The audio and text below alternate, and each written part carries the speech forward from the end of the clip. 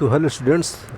अब दूसरा टॉपिक जो हमने कवर किया था ये था आपका रेस्पिरेटरी सिस्टम, बट इसी को हम आगे कंटिन्यू कर रहे हैं क्योंकि कुछ इसमें अभी टर्म्स रह गई थी जो एक्सप्लेन करने से थोड़ा सा पीछे रह गए थे हम लोग।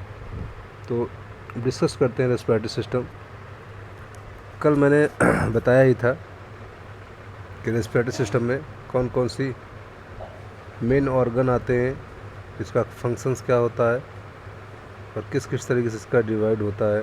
अपर respiratory track and lower respiratory track, ठीक है। अपर में आपका नोज़, माउथ, आपका लेरिंग्स एंड फेरिंग्स ये आता है। उसके बाद लोअर पार्ट में आपका ट्रैकिया हो गया, ब्रोंकाई हो गया, ब्रोंकियल्स हो गया, एल्वेलाई हो गया और आपके लंग्स हो गए, है ना। अब हम नेक्स्ट स्लाइड में डिस्कस करते हैं। ये कल मैंने एक्सप्लेन किया था लेकिन फिर भी इसको हम डिस्कस कर रहे हैं कि ब्रीदिंग क्या है। Breathing is the process that bring oxygen in the air into your lungs. Oxygen जो होती है वो हवा से लेके, एटमॉस्फेयर से लेके हमारे लंग्स तक पहुंचती है, ठीक है। And then move oxygen through your body, मतलब ये हमारे बॉडी में ही वो ऑक्सीजन पूरी रेगुलेट होती है थ्रू ब्लड, ठीक है। And then our lungs remove the oxygen and pass it into through our blood stream. जब वो लंग्स में पहुंचती है ऑक्सीजन, तो ऑक्सीजन लंग्स में पहुंचने के साथ वो एक तरह से एक्सचेंज होता है गैसेस का, जो होता है आपका एल्वियोलाई में। और एल्वियोलाई क्या होता है, is the last part of the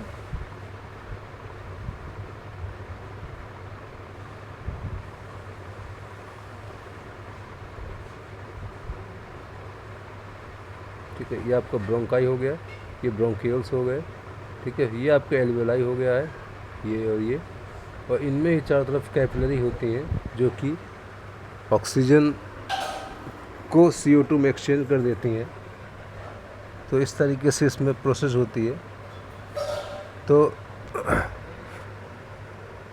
ये हमारे ब्लड स्ट्रीम में पहुंच जाता है, where it carried off to tissue and organ and allow us to walk, talk and move, ठीक है। Our lung also takes carbon dioxide from our blood and release it into the air when we breathe out.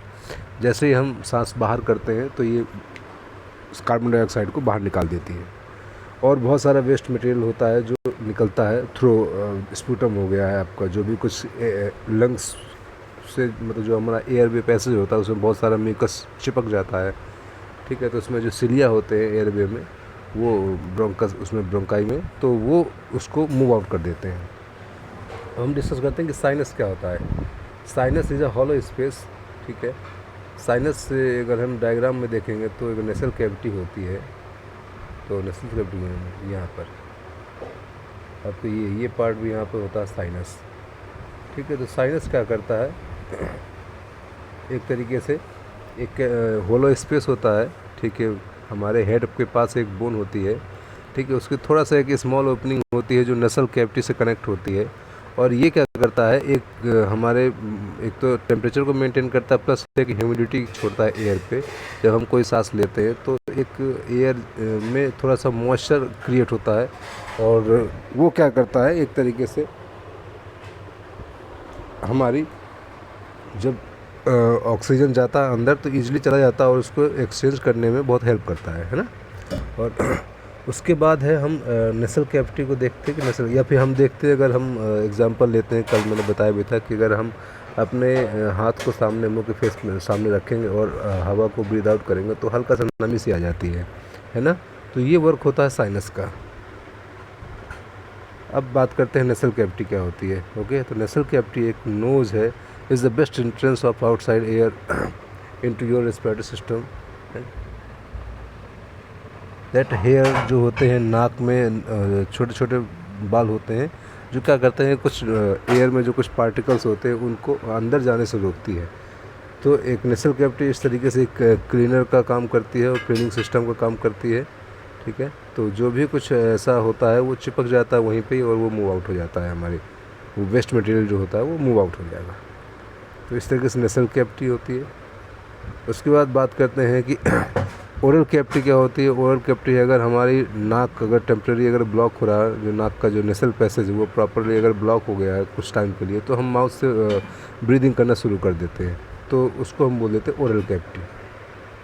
ठीक है। Then adenoids क्या होते हैं? Adenoids are the over growth lymph tissue the top of the throat, गले के ऊपर। ठीक है। जब हमारे जो एडिनॉइड्स होते हैं हमारी ब्रीदिंग से कुछ इंटरफेस करते हैं, तो इनको हम कभी कभी इनको रिमूव करवा देते हैं, कुछ कुछ केसेस में रिमूव करवा दिया जाता है। ठीक है। सिंपल एक लिम्फ सिस्टम है, ठीक है, जहाँ पे एक नॉट ऑफ सेल्स होती है प्रेजेंट, ठीक है, जिसमें कुछ वेसल्स होती हैं, कुछ फ्लूइड भी लेके चलती हैं साथ में।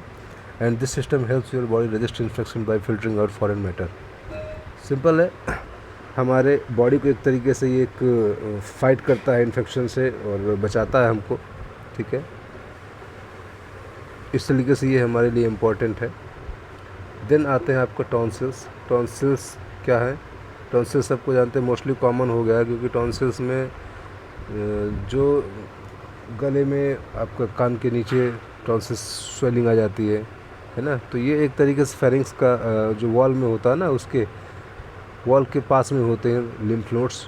ठीक है, उसमें स्वेलिंग आ जाती है ना। तो tonsil are not an important part of germ fighting system of the body. मतलब एक तरीके से ये जर्म से फाइट नहीं करती हैं, इतना इम्पोर्टेंट नहीं होता है। अगर ये ज़्यादा इन्फेक्टेड होते हैं तो इनको रिमूव कर दिया जाता है। ठीक है। देन फेरिंग्स आता है, जिसको बोलते हैं गला, थ्रोट। वो क्या करता है कि जो एयर आती है उसको वो पास कर देता है ट्रकिया, विंड पाइप के लिए, तो ये फेरिंग्स का काम होता है। Then epiglottis. एपिग्लोटिस क्या है? एपिग्लोटिस इस तरीके एक फ्लैप ऑफ टिश्यू है that guard the entrance of your trachea. Trachea में खाना जाना है कि नहीं जाना है, या हवा जानी है या पानी जाना है, तो एक तरीके से ये गार्ड होता है। अगर एयर जा रही है तो ये ओपन कर देगा उसको, अगर हम खाना कुछ इसमें अंदर सॉलो कर रहे हैं तो उसको बंद कर देगा, ताकि वो अपना इसोफेगस से चला जाए और स्टमक में पहुंच जाए। ओके। देन आता है लेरिंग्स। तो लेरिंग्स को बोलते हैं वॉइस बॉक्स। लिरिक्स से आवाज़ आती है ना, लिरिक्स को बोलते हैं। अगर गाने में लिरिक्स कहाँ है तो वो लिरिक्स मीन्स आपकी वॉइस है ना। तो लेरिंग्स का काम होता है एक तरीके का वॉइस बॉक्स होता है। उसमें कुछ वोकल कॉर्ड्स होते हैं, तो जब हवा एयर अंदर और बाहर होती है तब आवाज़ क्रिएट होती है। लेकिन मोस्टली क्या होता है कि जब हम ब्रीद आउट करते हैं तो सॉरी, उसमें मतलब एक नीचे कॉर्ड्स होते हैं, एक ऊपर फॉल्स कॉर्ड होते हैं। आगे जाकर मैं एक्सप्लेन करूँगा किस तरीके से काम करता है। ठीक है। नेक्स्ट स्लाइड को हम देखते हैं। तो इसोफेगस। तो oesophagus is the passage leading from your mouth and throat to your stomach. एक तरीके का एक ऐसा पाइप होता है जो हमारे माउथ से लेके और आपका थ्रोट्स टू लेकर स्टमक तक जाता है। Then trachea. ट्रैकिया एक विंड पाइप है जहाँ पर हवा मोस्टली आसपास उससे पास होती है। ठीक है। The passage leading from your pharynx to the lungs. Pharynx से लेकर लंग्स के बीच में एक जो एयरवे होता है उसको बोलते हैं विंड पाइप, उसको बोलते हैं ट्रैकिया। देन आती है रिब्स। तो ribs are bone supporting the protecting your chest cavity. They move a small amount of help made lungs to expand and correct. Simple एक रिब केज जो बनता है वो हमारे चेस्ट की कैविटी को प्रोटेक्ट करता है, हमारे रेस्पिरेटरी ट्रैक को, रेस्पिरेटरी सिस्टम को प्रोटेक्ट करता है। तो ये रिब्स का ये वर्क होता है। साथ में कुछ ऐसी उसमें कोस्टल कार्टिलेज अटैच होती हैं जो इंस्पिरेशन और एक्सपिरेशन में हेल्प करती हैं। देन है आपका trachea divide into two main bronchi, जिनको बोलते हैं नेक्स्ट ब्रोंकियोल्स। जो ब्रोंकाई डिवाइड होती है ब्रोंकियोल्स में, और वो दोनों लंग्स में डिवाइड होती हैं। ठीक है। देन आपका राइट लंग में जो होता है 3 लोब होते हैं, और क्योंकि राइट लंग होता है थोड़ा सा हाइट में कम होता है, लेकिन उसकी चौड़ाई ज़्यादा होती है, हाइट में कम होता है। लेकिन जो लेफ़्ट लंग होता है वो लंबा होता है, और लेकिन उसकी जो विड्थ होती है वो थोड़ा सा कम होती है। और लेफ़्ट लंग में ही हार्ट थोड़ा सा नीचे डाउनवर्ड जो हार्ट सिचुएटेड होता है। और आपका लेफ़्ट लंग में डबल लोब होते हैं, 2 lobe, upper and lower. But कि जो आपका राइट लंग्स होता है उसमें 3 लोब होते हैं, अपर, मिडिल एंड लोअर। ठीक है। अब हम नेक्स्ट है प्ल्यूरा। प्ल्यूरा क्या है? प्ल्यूरा एक डबल लेयर मेम्ब्रेन होती है जो पूरे लंग्स को कवर करती है, और उसी के बीच में एक प्ल्यूरल कैविटी होती है जो क्या करती है कि इंस्पिरेशन और एक्सपिरेशन में हेल्प करती है। साथ में चेस्ट के वॉल को अलग करती है, एक तरीके से सेपरेट करती है लंग्स को, ठीक है। देन आता है आपका bronchial tubes are line with cilia. Bronchial जो ट्यूब होती है, सिलिया मतलब एक हेयर लाइक प्रोजेक्शन होता है, आपने सुना होगा अमीबा वगैरह में होता है, इस टाइप में होता है ये। एक तरीके से हेयर लाइक प्रोजेक्शन होता है जो आउट होता है, वॉल पे होता है। हम जो भी कुछ अगर इनहेल कर रहे हैं, कुछ उसमें फॉरेन मटेरियल कुछ ऐसा आ रहा है जो कुछ पार्टिकल्स जो यहाँ चिपक जाएंगे, जो अंदर नहीं जा सकते हैं, तो वो यहाँ पे चिपक जाएंगे। इसका मूवमेंट होता है जस्ट लाइक जैसे कि वेव लाइक मोशन होता है, कोई कीड़ा चलता है इस तरीके से, तो ये क्या करेगा, इसके थ्रू ये जो भी पार्टिकल्स इसको मूव आउट करेगा बाहर की तरफ, ठीक है। तो जो म्यूकस सिक्रेशन होता है, बलगम आता है, वो इसी की वजह से यही काम करता है।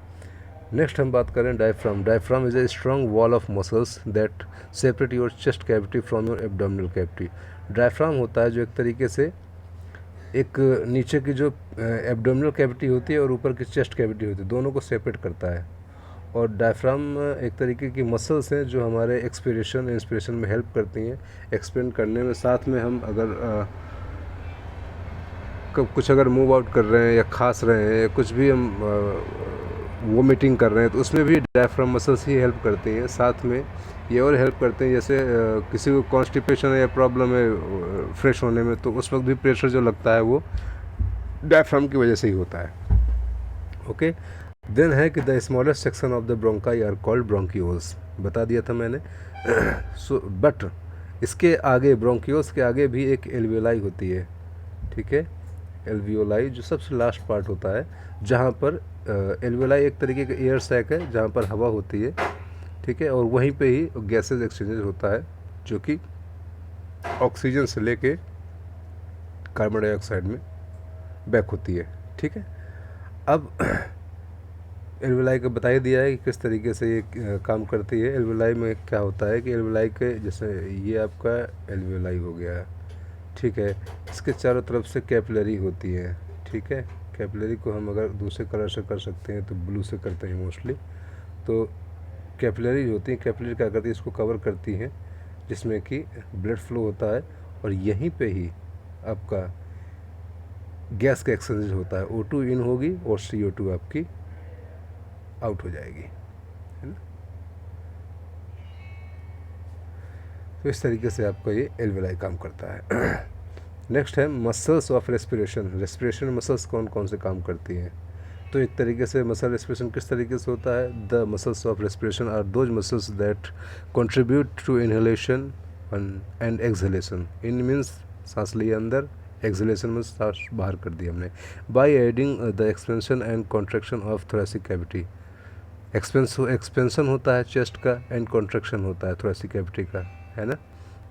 The diaphragm and to a lesser extent the intercostal muscles drive respiration during quiet breathing, ठीक है। The additional accessory muscles of respiration are typically only used other condition to high metabolic demand. अगर exercise हो रही है तब थोड़ा सा respiration में थोड़ा सा मसल्स ज़्यादा वर्क करती हैं, उसमें आपका इंटरकॉस्टल मसल्स भी वर्क करती हैं प्रॉपर, और डायफ्राम भी वर्क करता है, ठीक है। बट कुछ एडिशनल एक्सेसरी मसल्स जो होती है रेस्पिरेशन में, जैसे कि आपकी कुछ कंडीशंस हो जाती है जिसकी वजह से रेस्पिरेशन में प्रॉब्लम होती है, तब जाके काम करता है। और अस्थमा अटैक आता है तब जाके कुछ एडिशनल एक्सेसरी मसल्स जो होती हैं वो मोस्टली काम करती हैं। Then in instances where these accessory muscles become stiff and hard, expansion of rib cage can be restricted. जब ये मसल्स थोड़ा सा हार्ड हो जाती हैं तो जो हमारा रिब केज होता है वो थोड़ा सा रिस्ट्रिक्टेड होता है और सांस लेने में तकलीफ होती है। ठीक, इनकी जो इलास्टिसिटी भी है, रिब केज की जो इंटरकॉस्टल मसल्स होती है, तो ये इलास्टिक प्रॉपर्टी जो होती है वो यंग तक सही रहती है, बट जैसे जैसे हम लोग ओल्ड होते जाते हैं तो इनकी कैपेसिटी धीरे धीरे वीक होने लगती है, तो कैपेबिलिटी भी आपकी कम होती लगती है, ठीक है। देन आया आपका diaphragm. Diaphragm is a major muscle responsible for breathing, ठीक है। It is a thin dome shape muscles that separate the abdominal cavity from thoracic cavity, ये आपने पढ़ लिया है। During inhalation the diaphragm contract, जब हम सांस लेते हैं तो ये कॉन्ट्रैक्ट करता है diaphragm, so that its centre move caudally downwards and its edge move cranially upwards. Caudal and cranially एक टर्म्स होती है ना। इस चीज़ को खैर ज़्यादा डिटेल मत पढ़िए, बट मैं फिर भी बता दे रहा हूँ। काउडली एंड क्रेनियल 2 टर्म्स ऐसी होती हैं जैसे कि सांस ली किसी ने अंदर, तो ये मसल्स क्या करती हैं, ये कॉन्ट्रैक्ट करती हैं एब्डोमिनल कैविटी, सॉरी ये जो डायफ्राम होता है, तो डायफ्राम मसल्स जो होती है कॉन्ट्रैक्ट करती हैं, ठीक। तो ये डाउनवर्ड आया, मतलब ये सांस ली, ये नीचे गया, ठीक है, एक तरीके से वैक्यूम क्रिएट हो गया है। अब जैसे सांस जाएगी छोड़ेंगे तो वापस ये ऊपर को मूव आउट कर जाएगा। तो यहाँ पर भी एक्टिव और पैसिव रेस्पिरेशन का काम होता है। जब एक्टिव हो रही है, हमने सांस अंदर ली है, इन किया है सांस को, इन O2, तो इसमें एक्टिव आपकी एक्टिव रेस्पिरेशन है, ठीक है, एक्टिव रेस्पिरेशन होता है, ठीक है, जिसमें कि क्या होता है, यहाँ पे एनर्जी यूज होती है, ठीक। बट पैसिव में एनर्जी यूज नहीं होती है और उसमें ईजिली ब्रीद आउट हो जाता है, ठीक है। देन है the diaphragm is also involve in non respiratory functions helping to expel vomit faeces. हाँ, मैंने बताया था ना कि वोमिट करने में भी और आपका यूरिन करने में भी जो ब्लैडर में प्रेशर लगता है, वो भी डायफ्राम मसल्स ही काम करती हैं। ये इंट्रा एब्डोमिनल प्रेशर बनाती हैं, ठीक है, जिसकी वजह से कोई भी कुछ मटेरियल को हमको बाहर आउट करना है तो ये उसमें डायफ्राम मसल्स हेल्प करती हैं। इसमें भी डायफ्राम मसल्स में भी होती हैं आपकी इंटरकोस्टल मसल्स, आगे नेक्स्ट जो होती हैं डायफ्राम के बाद। तो इंटरकोस्टल मसल्स भी करीब 2 टाइप की होती हैं, है ना, मोस्टली 2 टाइप की होती हैं, बट डीप में आप पढ़ोगे तो 3 टाइप की हैं। Along with the diagram, the intercostal muscle are one of the most important group of respiratory muscles. These muscles are attached between the ribs and the important in manipulating the width of the rib cage. And there are 3 layers of intercostal muscles. The external intercostal muscles are most important in respiration. These have fibers that are angled obliquely downwards and forward from rib to rib. The contraction of these fiber arises each rib towards the rib above with the overall effect of raising the rib cage, assisting in inhalation. ठीक है, जो ये muscles होती हैं ये respiration में काम करती हैं और सुपरफिशियली जो मसल्स होती हैं ये इनहेलेशन में काम करती हैं। बट हम जब एक्सहेल करते हैं, एयर को हम बाहर निकालते हैं, तो जो डीप मसल्स होती हैं वो मसल्स काम करती हैं। Then accessory muscles of respiration. The term accessory muscles refer to those that assist but do not play a primary role in breathing. Use of these while at rest is often interpreted as a sign of respiratory distress. There is no definitive list of accessory muscles, but the sternocleidomastoid and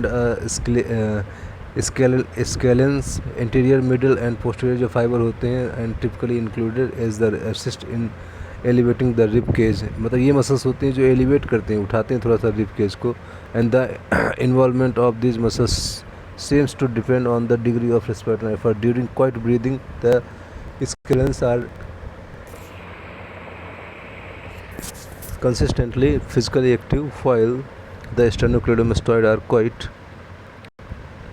Increase in respiratory volume, sternocleidomastoid are also become active. Both muscles are simultaneously activated when one breathes in and the maximal flow rate. Apart from the above neck muscles, the following muscles have also been observed contribute to respiration, जिसमें कि आपकी आती हैं serratus anterior, pectoralis major, pectoralis minor, trapezius, latissimus dorsi, erector spinae, iliocostallis, ठीक है, quadratus lumborum, serratus posterior superior and serratus posterior inferior. Then इसमें भी बहुत सारी मसल्स होती हैं, levator, costarum, transverse, thoracic, subclavius और the elevator labii superioris alaeque nasi muscles lift the side of the nostrils. ठीक है, मतलब पूरा नाक तक, इसमें नाक की जो मसल्स होती है वो सब तो पूरी इन्वॉल्व होती हैं जब हम रेस्पिरेशन करते हैं। ये हो गया आपका इनहेलेशन का। देन है the muscles of exhalation, exhale करना मतलब इसको सांस को बाहर निकालना है। ठीक है, इसमें क्या during quiet breathing there is still no muscles contraction involved in the exhalation. This process is simply driven by elastic recoil of the lungs. When forceful inhalation is required, when the elasticity of the lungs is reduced as emphysema. Active inhalation can be achieved by contraction of the abdominal muscles wall या wall muscles. तो जो abdominal wall muscles होती हैं वो है आपका rectus abdominis, transverse abdominis, external oblique muscles, internal oblique muscles, and these press the abdominal organ cranially upward into the diaphragm reducing the volume of the thoracic cavity. ठीक है, ये muscles क्या करती हैं, एक्सेल में काम करती हैं ताकि जो वॉल्यूम वहाँ पर इकट्ठा हो चुका है जब इनहेल किया था तो उस वॉल्यूम को कवर मूव आउट करने के लिए, उस वॉल्यूम को कम करने के लिए ये मसल्स वर्क करती हैं, तब जाके एक्सेलेशन प्रोसेस होती है, सांस निकालने वाली प्रक्रिया होती है। ठीक है, अब जैसे डायग्राम में मैं दिखा देता हूँ किस तरीके से कौन कौन सी मसल्स होती हैं जो इंस्पिरेशन में काम करती हैं और कौन सी एक्सपिरेशन में काम करती हैं। ठीक है, द इंटरकोस्टल मसल्स है fibre that are angled obliquely downwards and backward from lip to lip. ठीक है, इस तरीके से देखो, अब जो मसल्स ऑफ इंस्पिरेशन है, इंस्पायर जो मतलब सांस लेने में हेल्प करती हैं, स्टर्नोक्लेडोमास्टाइड जो नेक के पास होती है। ठीक है, स्केलेनस मसल्स ये भी यहीं पे होती है, then pectoralis major, pectoralis minor. ठीक है, और बात करें तो सेरेटस इंटीरियर और एक्सटर्नल इंटरकोस्टल मसल्स ये हेल्प करती हैं इंस्पिरेशन में। और अगर हम प्लस साथ में आपका डायफ्राम हेल्प करता है इंस्पिरेशन में। जब हम बात करते हैं कि एक्सहेलेशन में क्या है, तो आपके इंटरनल इंटरकोस्टल मसल्स काम करती हैं। ठीक है, ये इंटरनल करती हैं यहाँ पे एक्सटर्नल करती हैं। ठीक है, याद रखिएगा, यहाँ पर हम इन कर रहे हैं तो यहाँ पे एक्सटर्नल काम कर रही हैं, यहाँ पर हम आउट कर रहे हैं तो इंटरनल काम करती है। ठीक है, then external oblique muscles, internal oblique और ट्रांसवर्स एब्डोमिनस और साथ में रेक्टस एब्डोमिनस मसल्स भी वर्क करती हैं एक्सहेलेशन में या एक्सपीरेशन में। ठीक है, अब बात करें when the respiratory system is mentioned, people generally think of breathing. जब भी रेस्पिरेटरी सिस्टम की बात होती है तो जनरली यही समझ में आता है कि एक तरीके से ब्रीदिंग है, एक तरीके से सांस लेने की प्रक्रिया को ही हम लोग रेस्पिरेटरी सिस्टम बोलते हैं। But breathing is only one of the activity of the respiratory system. The body cells need a continuous supply of oxygen for the metabolic process that are necessary to maintain life. एक oxygen की प्रक्रिया बहुत ज़रूरी होती है किसी भी life को आगे बढ़ाने के लिए। ठीक है, तो the respiratory system work with the circulatory system. Circulatory system के साथ ही रेस्पिरेटरी सिस्टम काम करता है, क्योंकि ऑक्सीजन गया लंग्स में, लंग्स से एल्वेलाई तक पहुंचा, वहाँ से साइनप्स एक्सचेंजेज ऑफ गैसेज हुआ, ऑक्सीजन अंदर गई ब्लड में, और ब्लड से पूरा टिश्यू लेवल तक, आपका सेलुलर लेवल तक ऑक्सीजन पहुँची है, तब जाकर उनको एनर्जी मिले, या एक तरीके से उनको एक नई न्यू जनरेशन हुआ या न्यू फॉर्मेशन हुआ सेल्स का, नई सेल्स जनरेट हुई, या फिर उनको एक नई एनर्जी मिल रही है ना। इस तरीके से ये आपका सर्कुलेटरी सिस्टम के साथ मिलकर रेस्पिरेटरी सिस्टम वर्क करता है। ठीक है, और जिसमें क्या होता है कि provide this oxygen and to remove the waste product of metabolism, it also help to regulate the pH of blood. और यही ऑक्सीजन जब ब्लड में पहुँचता है तो ये पीएच लेवल होता है कि जो हाइड्रोजन आयन होता है वो कितना होता है हमारे बॉडी में, उसका लेवल क्या होता है। तो पीएच मेंटेन करके, अगर जैसे नॉर्मल पीएच की हम बात करते हैं तो जो नॉर्मल पीएच होता है एक 7 मानते हैं वाटर का, है ना। बट अगर हम आगे की तरफ बढ़ेंगे तो ये आपका बेसिक हो जाएगा, और पीछे की तरफ आते हैं तो ये आपका एसिडिक हो जाएगा, है ना। तो ये प्रॉपर्टी होती है पीएच किस तरीके से डिस्क्राइब किया जाता है। ठीक है, देन है respiration is the sequence of events that result in the exchange of oxygen and carbon dioxide between the atmosphere and the body cell. Every 3 to 5 second nerve impulses stimulate the breathing process. हर 3 से 5 second के बाद जो nerve impulses हैं breathing की process की, वो activate हो जाती हैं। ठीक है, और वेंटिलेशन की, मतलब वही जो सांस लेने की प्रक्रिया होती है, which move air through a series of passage into and out of the lungs. एक सीरीज में सांस को अंदर लेना फिर उसको आउट करना, ये प्रक्रिया चलती रहती है। After this there is an exchange of gas between the lungs and blood, this is called external respiration. एक होता है 2 तरीके का, इंटरनल रेस्पिरेशन, ठीक है, इंटरनल, और दूसरा होता है आपका एक्सटर्नल। ठीक है, इंटरनल में क्या होता है कि एक्सटर्नल में क्या होता है, एक्सटर्नल में लंग्स से लेके ब्लड तक ऑक्सीजन पहुंचती है, ठीक है, O2। बट इंटरनल में क्या होता है, ब्लड से आपका पूरा टिश्यू लेवल तक या सेलुलर लेवल तक ऑक्सीजन पहुंचती है, तो उसको बोलते हैं इंटरनल रेस्पिरेशन, ठीक है। और finally the cell is utilize the oxygen for the specific activity, this is called cellular metabolism और cellular respiration. Together these activity constitute respiration. मतलब अगर सेलुलर रेस्पिरेशन की बात करते हैं तो इसी में ही जब ब्लड के थ्रू ऑक्सीजन पहुंचेगा आपके लंग्स में, वहाँ से जब ब्लड में डिफ्यूज हुआ तो पूरा एक तरीके से टिश्यू लेवल पर गया, टिश्यू लेवल के बाद सीधा वो आपके सेलुलर लेवल तक गया, तो उसको बोलते हैं सेलुलर रेस्पिरेशन, ठीक है। देन आता है द मैकेनिक्स ऑफ वेंटिलेशन। तो वेंटिलेशन और breathing is a movement of air through the conducting passage between the atmosphere and the lungs. The air moves through the passage because of the pressure gradient that are produced by contraction of the diaphragm and thoracic muscles, ठीक है। Then है आपका pulmonary ventilation. ये है mechanism, किस तरीके से mechanics काम करती है वेंटिलेशन का, ठीक है। हवा गई अंदर, बाहर निकली, एटमॉस्फेयर से पहले वो लंग्स में गई, देन वापस लंग्स से वापस एटमॉस्फेयर में आई। साथ में वो कौन कौन सी मसल्स कॉन्ट्रैक्ट हुई हैं, उसमें क्या निकला बाई प्रोडक्ट, तो ऑक्सीजन अंदर गया तो CO2 बाहर निकला है ना। देन आता है pulmonary ventilation. Pulmonary ventilation is commonly referred to as breathing. It is the process of air flowing into the lungs during inspiration and out of lungs during expiration or exhalation. Air flow because of pressure difference between the atmosphere and the gas inside the lungs. Example बता रहा हूँ मैं आपको। एक atmosphere से air अंदर गई lungs में, ठीक है। अब कहाँ का प्रेशर सबसे ज़्यादा बढ़ेगा, प्रेशर बढ़ेगा लंग्स का, है ना।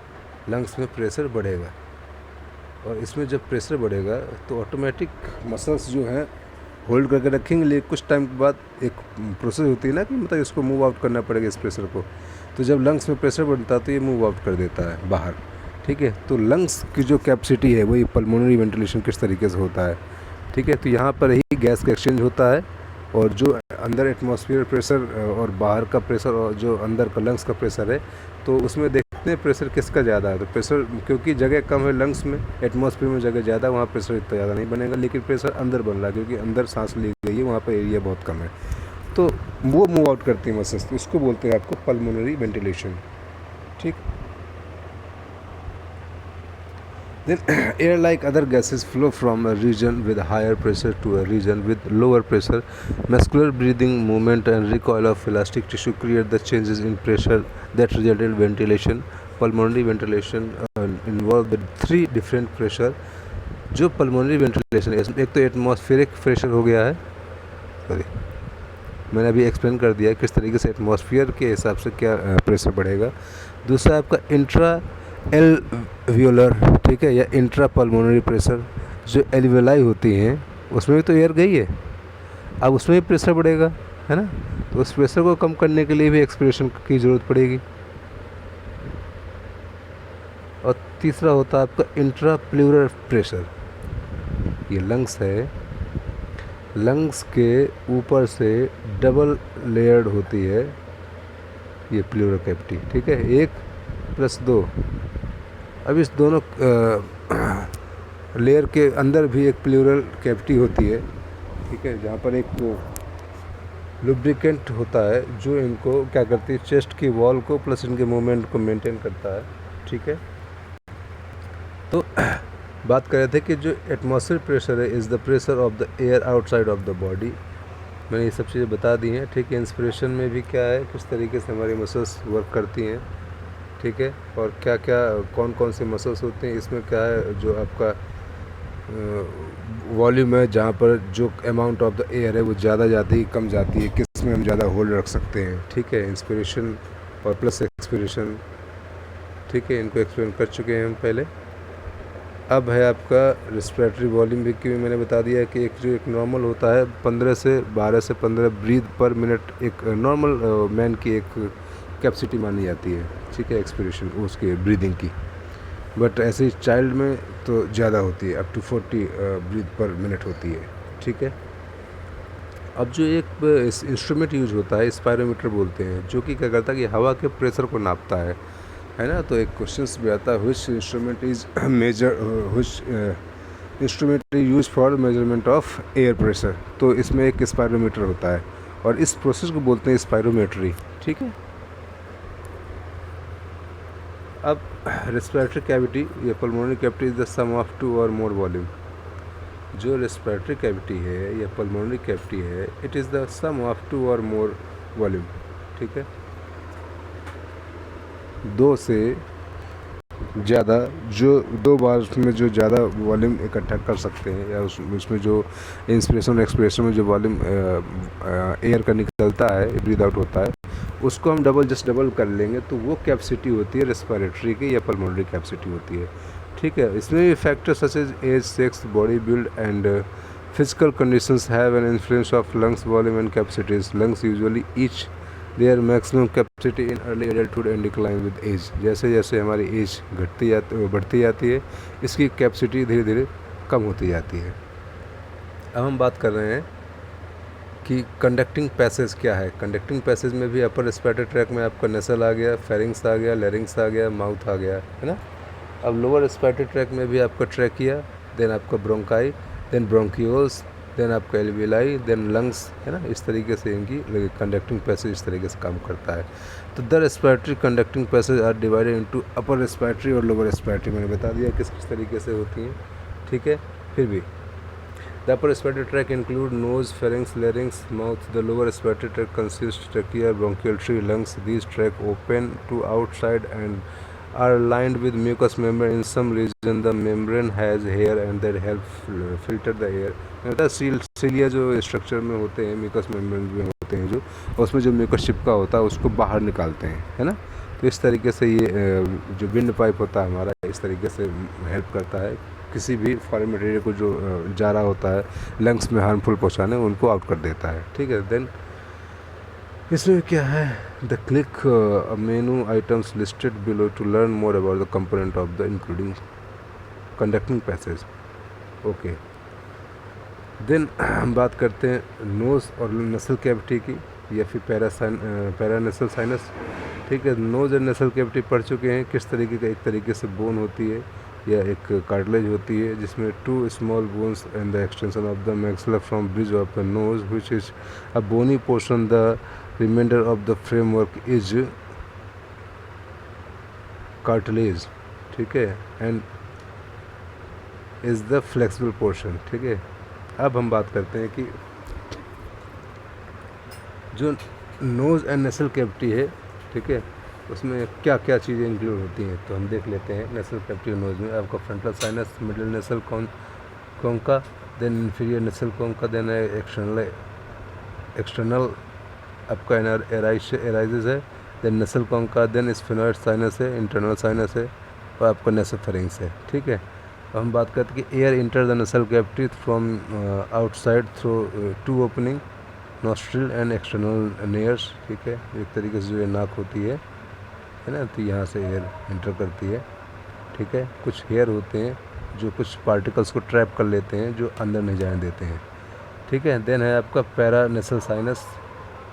ठीक है। एयर फिल्ड कैविटी होती है interfrontal, maxillary, ethmoid and sphenoid bone से मिलकर बनती। These sinuses which have the same name as the bones in which they are located surround the nasal cavity and open to it।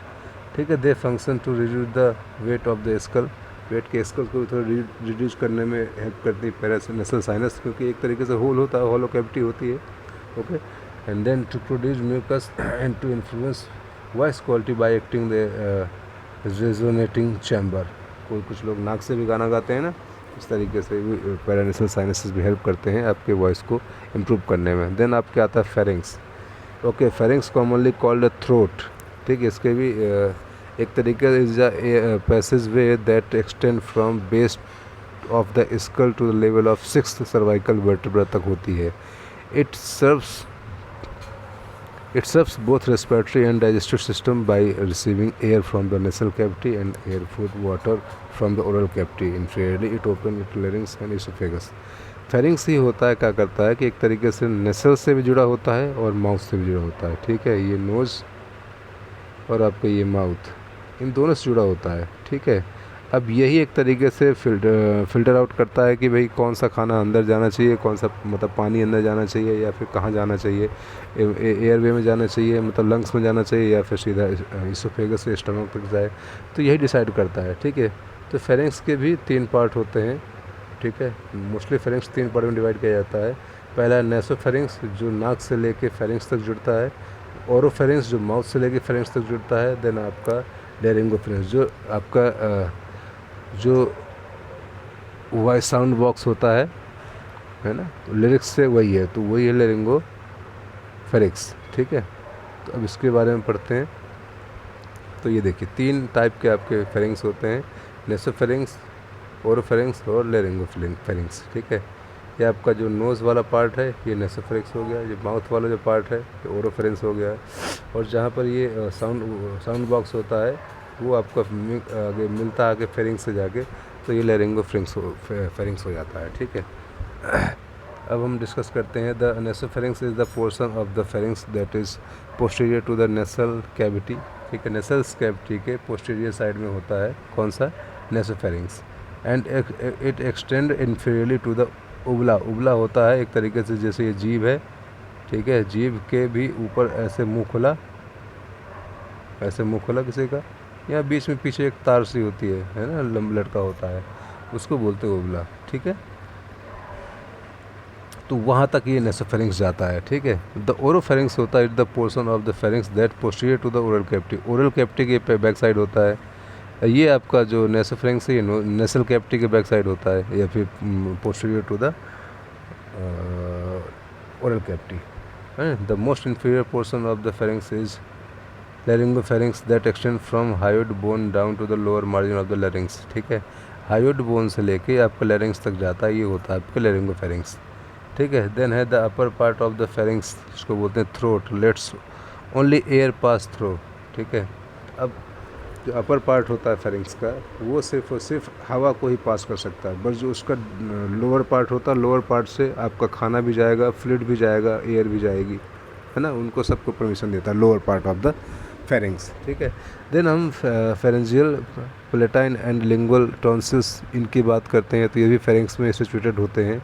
ठीक है, इनको also called वेल्डेरियर rings. वेल्डेरियर rings को आप notice कर लीजिएगा, ये क्वेश्चन आता है किस किस पार्ट्स को हम वेल्डेरियर रिंग्स बोलते हैं, ऑप्शन दे देता है ना, तो मल्टीपल चॉइस क्वेश्चन में भी, तो इस चीज़ को याद रखिए कि एक आपका फेरिंग्स का ही जो पार्ट होता है, ठीक है, जिनको क्या क्या बोलते हैं हम लोग, pharyngeal, palatine and lingual tonsils. ठीक है, जो कि फेरिंग्स में सिचुएटेड होते हैं, इन्हीं को बोलते हैं हम लोग वेल्डेरियर रिंग्स। ठीक है, देन आपका आता है retromolar trigone is the small area behind the wisdom teeth. ठीक है, देन लेरिंग्स एंड ट्रैके की बात करते हैं। लेरिंग्स क्या होता है, the commonly called the voice box of, या फिर इसको बोलते हैं glottis, and is the passage way of air between the pharynx above the trachea below. ठीक है, ऊपर फेरिंग्स हो गया, देन लेरिंग्स हो गया, यहाँ से आपका ट्रैकिया स्टार्ट हो गया। ठीक है, तो ट्रैकिया और फेरिंग्स के बीच में लेरिंग्स होता है। तो अब इसका भी एक तरीके से अगर हम चेक करते हैं तो it extend from the 4th to 6th vertebral level तक होती है। The larynx is often divide into 3 section, आपका सब लेरिंग्स, लेरिंग्स और सुपर लेरिंग्स। ठीक है, it is formed by the 9 cartilage से मिलकर ये बनती है लेरिंग्स। ठीक है, ये क्वेश्चन भी आता है, इस चीज़ को याद रखिएगा। और that are connected to each other by the muscles and the ligament. Ligament और मसल्स की हेल्प से ये एक दूसरे से कनेक्टेड रहती हैं। ठीक है, हम लेरिंग्स की बात करते हैं, तो एक बार देख लीजिए कि लेरिंग्स हायोइड बोन हो गई है, ये आपकी थायराइड कार्टिलेज हो गई है, देन क्रिकॉइड कार्टिलेज है, देन ट्रैकिया है, देन ट्रैकियल कार्टिलेज है, वोकल कॉर्ड्स है, ये वोकल कॉर्ड्स ही हैं जो यहाँ पे ये आपको साउंड क्रिएट करती हैं। ठीक है, then vocal ligaments, false vocal cords होती हैं जहाँ पर ये मैं एक तरीके से ये कोई साउंड नहीं प्रोड्यूस करती हैं, बट इनका हेल्प तब होता है, बताता हूँ मैं किस तरीके से। देन आपका एक्टिविटीज आ गया है ये। ठीक है, अब हम बात कर रहे हैं the larynx play an important essential role in human speech during sound production. The vocal cord close together and vibrate as the air expelled from the lungs passes between them. जैसे ही लंग्स से ऊपर हवा वापस बाहर निकलती है तब जाके यहाँ पर ये वाइब्रेशन होता है दोनों वोकल कॉर्ड्स का और यहाँ पे आवाज़ क्रिएट होती है। ठीक है, बट दो जो फॉल्स वोकल कॉर्ड्स हैं इनका कोई रोल नहीं होता है साउंड प्रोडक्शन में, बट ये हेल्प करते हैं लैरिंग्स को बंद करने में कि जब हम खाना खा रहे हैं या पानी पी रहे हैं तब ओपन होना है कि नहीं ओपन होना है। ठीक है, अब है the thyroid cartilage is an Adam apples. Thyroid cartilage को भी हम बोलते हैं एडम्स एपल। ठीक है, तो एक क्वेश्चन भी आता है कि एडम एपल्स क्या होता है, तो याद रखिएगा। ठीक है, कि आपकी थायराइड कार्टिलेज को भी एडम एपल्स बोलते हैं। ठीक है, the epiglottis acts like a trap door to keep food and other particles from entering the larynx. ठीक है, एपिग्लोटिस होता है एक ढक्कन टाइप का होता है जो खाने को अंदर जाने देता है कि नहीं जाने देता है, वो उसका काम होता है। खाने को रोक देता है, बाकी आपको हवा को अंदर जाने देता है। ठीक है, देन हम डिस्कस करते हैं ट्रैकिया। ट्रैकिया क्या है, तो trachea is commonly called a wind pipe, is the main air way of the lungs. ठीक है, is divide into right and left bronchi. Bronchi से आपका ब्रोंकियल्स बनता है।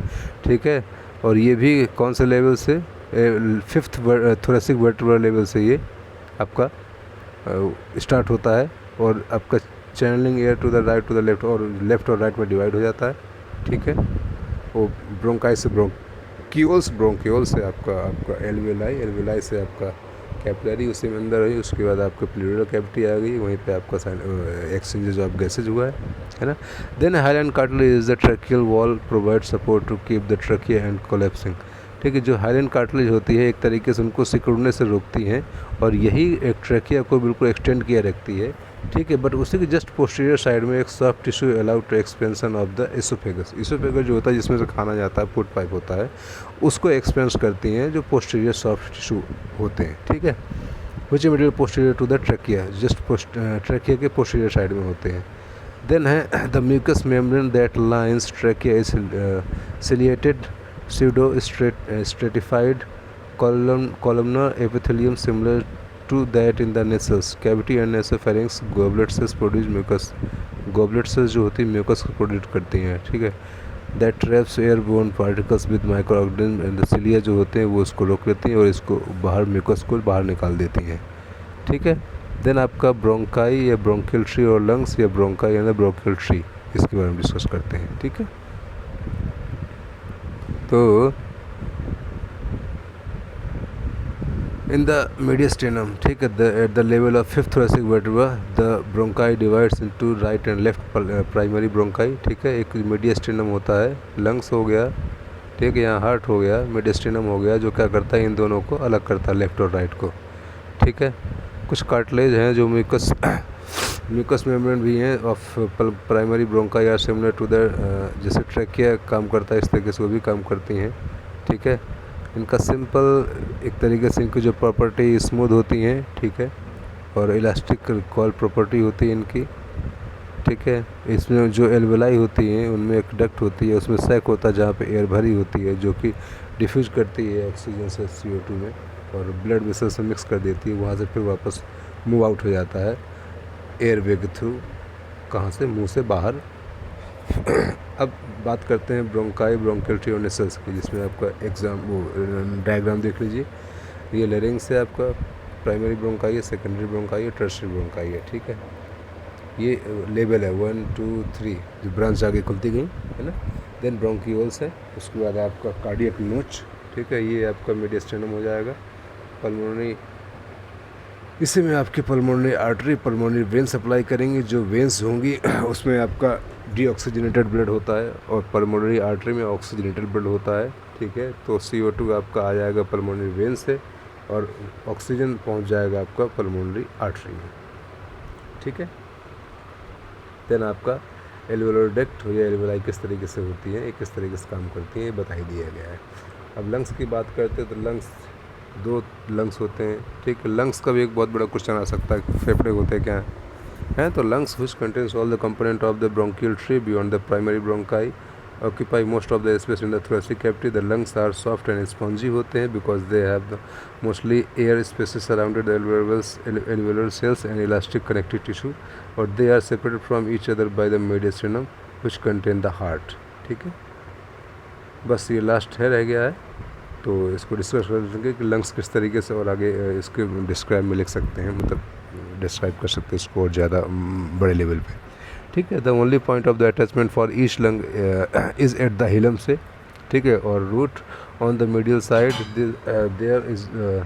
There is where the bronchi, blood vessels, lymphatic and nerves enter the lungs, ठीक है। The right lung is shorter, broader and, मैंने बताया ना जो राइट लंग होता है वो शॉर्ट होता है लेकिन चौड़ा होता है, और जो लेफ़्ट होता है वो लंबा होता है बट वो नैरो होता है, ठीक है। अब है द लेफ़्ट लंग हो चुका है, और it has an indentation called the thoracic notch on its middle surface or the apex of the heart. The lungs has two lobes, बता दिया। लेफ्ट में 2 lobes होते हैं, राइट में आपको 3 lobes होते हैं। Each lungs is enclosed by a double layered serous membrane called pleura, बता चुका हूँ पहले।